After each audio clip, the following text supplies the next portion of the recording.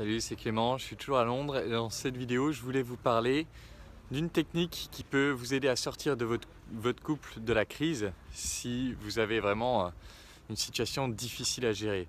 En fait, c'est un truc que j'ai vécu il n'y a pas longtemps dans mon couple où voilà, il y a plein de choses qui se sont un petit peu emmêlées et on s'est retrouvé dans une situation où il y avait eu un peu une tension constante et c'était difficile de discuter parce que le moindre truc faisait tout exploser.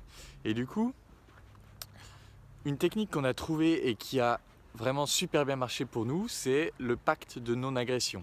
On s'est dit, ok, pendant 3 semaines, on fait un pacte de non-agression, c'est-à-dire que on essaie de rien dire qui puisse énerver l'autre, et si on se sent énervé, à tout moment, on a le droit de le dire, et l'autre, même s'il pense qu'il n'a rien fait, même s'il pense qu'il est innocent, qu'il n'a rien dit de mal, il se doit de s'excuser.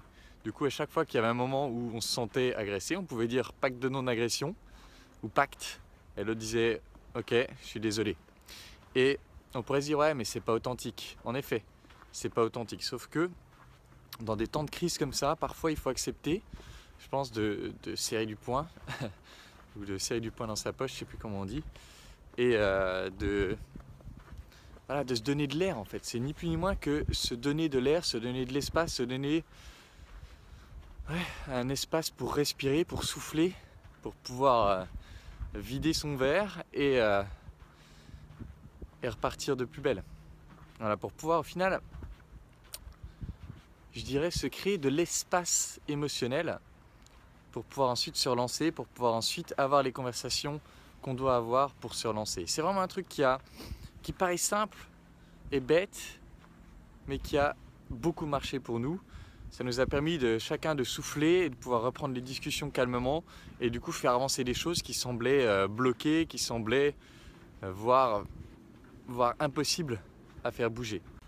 Je voulais juste ajouter un petit détail qu'a dit Jordan Peterson dans une de ses vidéos où il disait qu'en temps de crise, il faut réduire l'intervalle, l'échelle à laquelle on réfléchit. C'est-à-dire que plutôt que de réfléchir sur 10 ans, en temps de crise, il faut réduire au maximum. Et là, on a réduit au maximum en se disant, ok, pendant 3 semaines, voilà ce qu'on fait.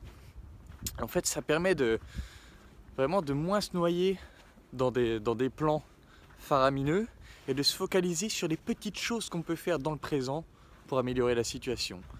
Voilà, c'était vraiment, j'ai trouvé un super conseil et c'est ça d'ailleurs qui m'a donné l'idée du pacte de non-agression, c'est de se dire, ok, quand c'est la crise, on réduit l'échelle de réflexion et on se concentre sur les petites actions qu'on peut faire aujourd'hui pour soulager le truc.